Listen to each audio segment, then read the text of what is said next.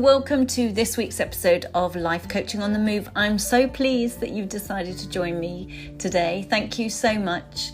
I really am grateful that you are listening and possibly keep coming back and listening if you've already listened to previous episodes. So thank you so much for your loyalty. I'm going to go straight into today's episode, other than to say that I have another, back by popular demand, life coaching Zoom 7-week course where I coach a small group of you on life skills generally and confidence, building up your confidence, your self-belief, your self-esteem, and giving you lots of tips and strategies to use in life for the rest of your life, actually, to dip in and out of a little tool bag that you will metaphorically get for life generally. If you want to join, that is this Tuesday, the 13th, I think, of April, at 7:30 British summertime on Zoom. If you want to join that, there is limited number of spaces because I keep the group small so that it is safe and not too frightening for people, because that defies the object, really. So if you want to join that, go to the website www.milestone-coaching.co.uk/workshops. And there are various workshops. There's one next Saturday as well, actually, thinking about it. Just a 2-hour workshop on time management strategies. So either of those and more are on the website. But let's go straight into this week's episode of Life Coaching on the Move. I wanted to start today by asking genuinely, how are you doing? I hope you're doing well. I hope you're feeling good. I hope you're coping with everything that we are living through at the moment. And I hope you're doing all right. I genuinely do. Today, I'm recording the day after the news broke that the Duke of Edinburgh passed away yesterday. And I was watching the BBC News this morning with a cup of tea in bed, and I'd been watching some of the coverage yesterday and how quickly the coverage started instantaneously and continued throughout the day. I couldn't sleep last night for various reasons, and I was watching TV in the night, and it carried on through the night and this morning. And what really, really strikes me is how it really is a celebration of a life well lived. That's what strikes me. And it often is the case, isn't it? When somebody passes away, we start reflecting on who they were and the life that they lived, what they did, their success, what they leave behind, the legacy that they leave behind. And it's not so long ago that we also parted with, or sort of heard the news of Sir Captain Tom Moore. I think I've said that in the right way. I may not have. I hope I have. And how very much it was reflecting back on what a great and well-loved man he was, and a well-lived life he had. What he did, his successes, what he achieved, what difference he made. And that seems to be very much the coverage with the Duke of Edinburgh. The fact that this morning they were saying how forward thinking and ahead of his time that he was back in the 70s, campaigning and educating people and passionately believing in us, looking after other animal species, protecting them, those animals that were close to extinction. We must do things about it, that we must start protecting the environments of these animals, the planet, and the work that we must do, very much about nature and his cause. And then, of course, the Duke of Edinburgh Award, and inspiring so many youngsters and getting them to find out their strengths and their resilience and achieve things and be proud of that and show that to future employers and things like that, bringing the best out in people. And not, of course, to underestimate the loyalty that he gave both to the monarchy, to the people, and to his wife and his family, supporting the Queen in her role, and his wife in her 73 years of marriage, standing by her side and sacrificing his own career for that, and doing it so incredibly loyally and committed. And so I was reflecting on what, this is often the theme, isn't it, when we go to a funeral and you hear the eulogy and you find out things about that person that often, depending on who it is and how close you were, but often when you're at somebody else's funeral, you didn't know a lot about their past or where they grew up or what they did and things like that. And sometimes that's a real eye-opener. It's really inspiring and sometimes you think, I wish I'd known that. I wish I'd spoken to them about that. And God, that's amazing, etc. What we don't hear when someone passes away, it's really about how much they earned or what car they drove. It's not about the material things. We never really talk about that. And that's topical actually in my household right now, because I've got an 18-year-old that only this morning has been on and on and on about himself buying himself buying himself a sportier, faster, more impressive, more exciting car than the little thing that we got him when he first passed his test. He's been working all through lockdown and not going anywhere, so he's got himself some savings, and he now really desperately wants to spend all of that, it seems, on this new car or on a car that he has found and wants to go and test drive, which is much faster, much more expensive to run. Clearly, in his eyes, gives him much more kudos. And I said to him this morning, it's not about the car that you drive. That's not going to get you respect amongst your mates, although I think at tender age of 18, he seems to think perhaps it might. He's not admitting that, but I think that's part of it. And I said to him, just think about the people that you admire, the males perhaps being 18 that you admire. He's got a couple of men in our family or our lives that he really, really respects, he's really close to, and he really enjoys their company and likes spending time with them. And I said, what cars do they drive? And none of them drive anything posh, sporty, fast, expensive to run or anything like that. All normal vehicles. And I said, it's not about the vehicle. That's not why you respect them and love spending time with them. It's about who they are as people. Then think about the people in our area that you don't particularly respect, that you think maybe they're a bit of a buffoon. What do they drive? And, there we are, the no further questions kind of feeling. It's not about the car. It's about the person. And it's about what we bring to the world, what difference we make. And that made me think about all of us, because it made me think, I'm probably not going to live to 99 or 100 like those two incredible guys that we've just been discussing and celebrating their lives or reflecting back on their achievements. But when that fateful day comes and it's my turn and people are reflecting and considering, or maybe there's a eulogy or whatever, it won't be about how much I earn or what clothes I wear or labels or not labels or the cars that I drive it won't be anything to do with the material external stuff. I truly hope that it will be that as a character, what I brought to people's lives as a character, good and bad. Even the Duke of Edinburgh, they're talking about the fact that he said inappropriate things at times and he put his foot in it at times. And, I have my bad days. I've had a very bad week this week because I smashed my phone and I realised quite how dependent I am on my phone. Couldn't get any of those out or see them or get anything. It was a smashed screen, so it wasn't responding, and inside I just destroyed it basically.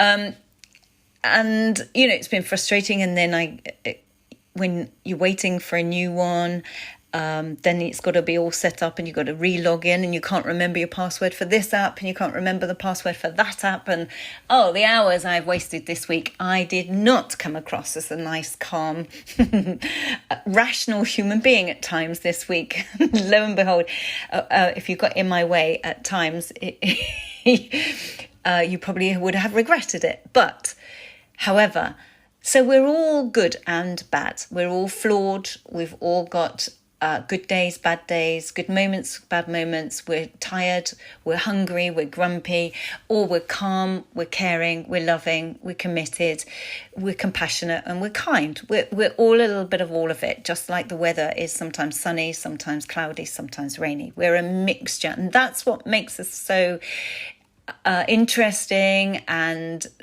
exciting, and that's what we love about our loved ones, flaws and all. But overall, what do we want to be known for? Overall, who are we? What do we want to bring to the world?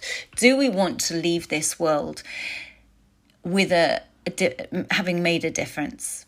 Because if we know that now, and I've said this before, if we know now what we would like people to say in our eulogy or at our funeral or whatever, if we are aware of that, then we can live with the benefit of foresight. We can make that happen. If we want to be known for being kind and compassionate and a great, great friend, a stoic, loyal, committed friend, or a great coach or a mentor or a really good manager or a really good parent and,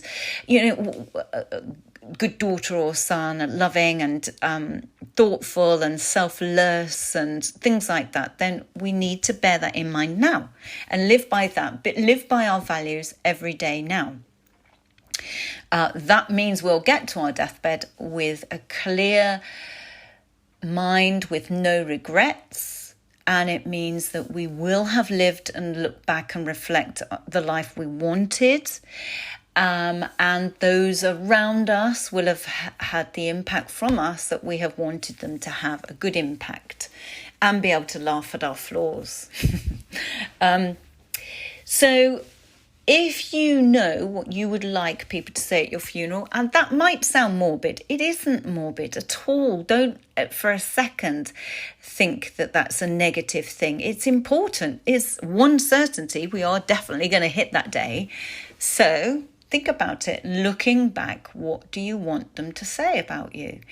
And that means we can write that into our plan, write that into our goals. So often our goals are material things, or status, or, where you want to live or where you want to reach on your career ladder and things like that.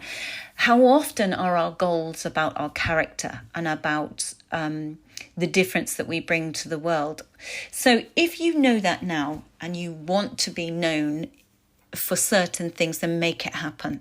Charity work, or become a mentor, or become a volunteer counsellor for people struggling with mental health or with isolation, or whatever it is, raise money for a certain charity that you're passionate about for a reason, perhaps in your family or something like that. Make a difference to a young person's life. Or to an older person's life, when particularly when lockdown is lifted and we can start doing those things. I was talking to a nursing home or care home the other day for my mother-in-law, and I was saying, whilst you're on the phone, actually, do you ever let dogs in? Petting dogs, therapy dogs, because my little one is so gentle. I'd love to come in and bring her for the older people to just make them smile and give them joy for half an hour while they have their cups of tea in the day room or something. And she said, yes, actually, before lockdown, people used to bring all sorts of pets and animals in. They had an alpaca once. So I cannot imagine who or how you would take one of those in. But isn't that lovely to bring joy to the older people who maybe don't have that much joy and haven't had in the last year during lockdown? So I know that I want people to celebrate my life. I want it to be a well-lived life. I want to make a difference. I don't care what car I drive. I don't care about the material things. So I need to make that happen every day. And I hope that my son gets to that point where he realises, actually, the car, you can blow all your money on the car if you want, and it might make you happy for a day or so. But actually, it's ultimately not. It's not going to make us happy. The external things don't. They wear off. The novelty wears off. It serves its function for a little while. And then we're thinking, what next? And it's a horrible feeling, because actually it needs to come from within. And that goes with us wherever we are. But sometimes, though, I'm aware that when I work with clients, they don't see the good, or they don't see their strengths. So I have a worksheet that I send to clients when they're doing my program. And I thought I would just run a few questions past you so that if you wanted to, you could pause and reflect on these questions. Sometimes people struggle with them and it actually makes them feel uncomfortable. And that indicates to me that they feel uncomfortable seeing their good, that they've got very good at putting themselves down and maybe seeing only the negative and being self-critical and self-sabotaging. And actually what we need to do is strengthen the muscle that is able to see their pluses, their upsides, their good sides, their strengths. So the fact that they find the worksheet uncomfortable is quite revealing, and I suggest they stick with it and do this regularly, maybe every 4 or 5 weeks, something like that, so that they get very used to recognizing their strengths. We really sometimes play them down. So I'll just read a few of them, and feel free to pause and feel free to write them down and try and answer them. So the first question I ask them is, what do you like about who you are? What bits do you like about you? So write a little list. And when you think you've exhausted that list, then add 2 more. And then when you feel you've exhausted it, add 1 more, and they will be there. So what do you like about who you are? Another question is, what are you good at? For example, your skills and your talents. What are you good at, would you say? Now, some people say nothing, and that's not true. That simply is not an answer. That cannot be right. So put down, what are your skills and talents? Also, similar question actually, but it's asked in a different way, so it may bring something out of your subconscious slightly different. What positive characteristics do you have? So think about that. Don't overthink these things. Write down the first thing that comes up and then revisit it. Walk away, go and do a job, a chore, go and have a cup of tea, something like that, and then come back to it and see what comes up for the second time. What have you achieved in your life, i.e. your accomplishments? And don't underestimate them. Put everything down, even sort of achieving, getting out of difficulties, overcoming obstacles, things like that. Although actually the next question says that. What are some challenges that you have overcome? What are the challenges that you've overcome?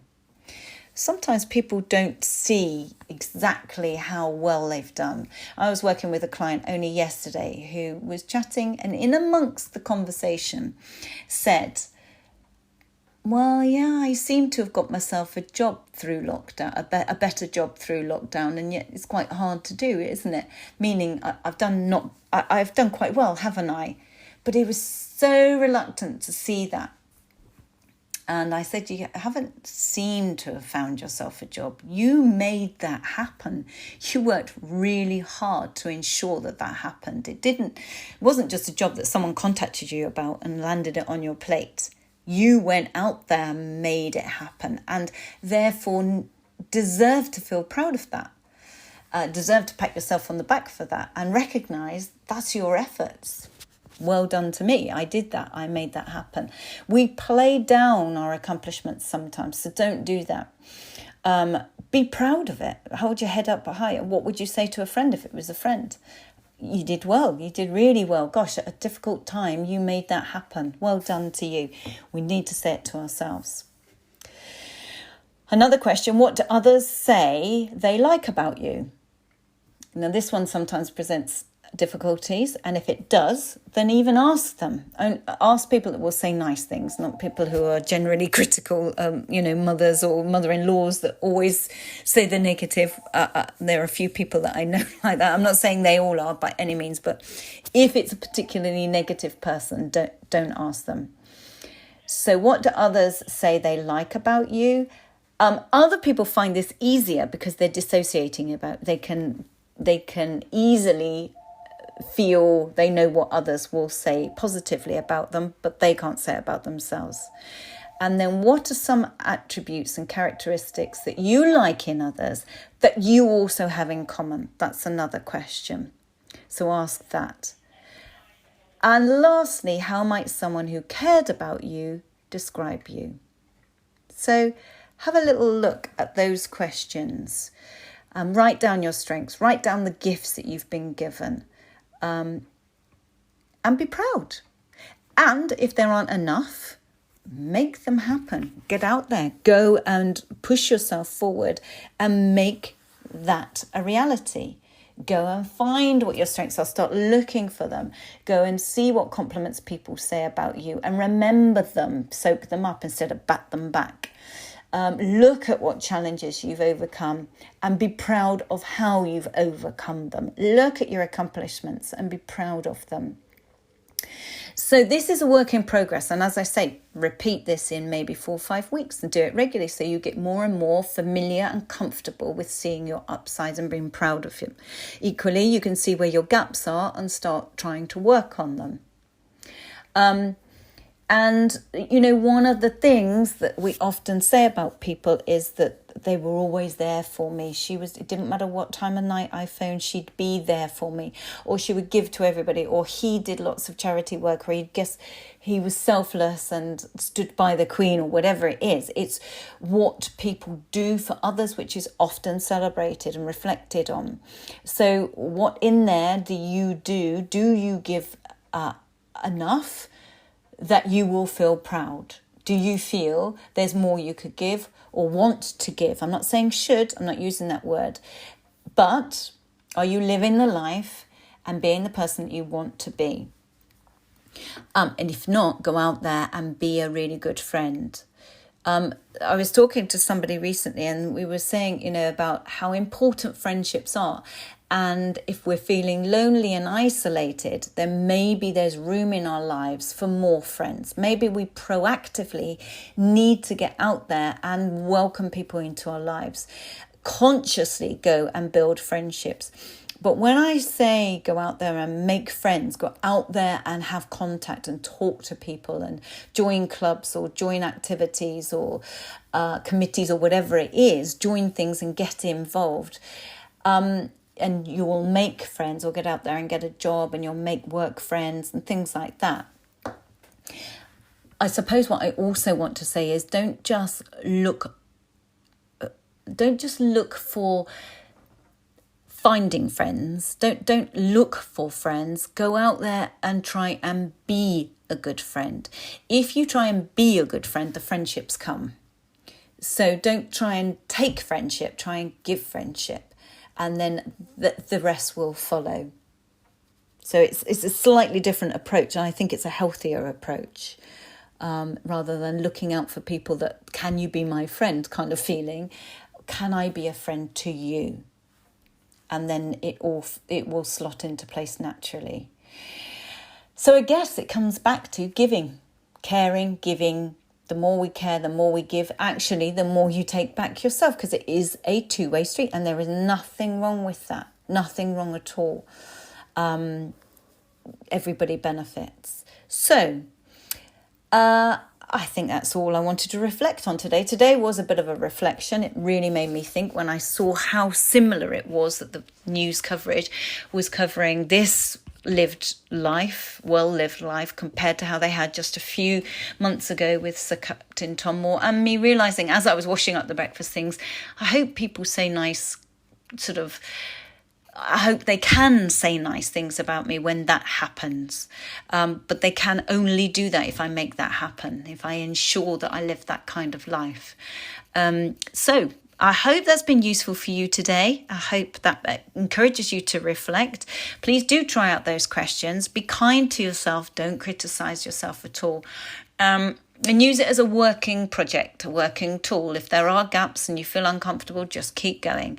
Fill the gaps or get more comfortable with it as you repeat it. If you want to share your insights with me or your thoughts, then please do drop me a line, dawn@milestone-coaching.co.uk. Visit the website too if you want to, www.milestone-coaching.co.uk. There's all sorts there, including 94 previous podcast episodes. If any of these ever resonate with you and really make a difference, then please maybe cut and paste the link and send it to a friend that you think, she or he would really benefit from this message today, whatever one it is, because it may well be what they need, and may be hugely much more helpful than you can imagine. I do get messages from people saying, I listened to such and such episode and it really, really spoke to me. So, we can pass that on, can't we? It can be a gift, or put it on your social media. And thank you so much for doing that and for listening today. And keep in touch. I look forward to talking to you on the next episode of Life Coaching on the Move. Have a great week.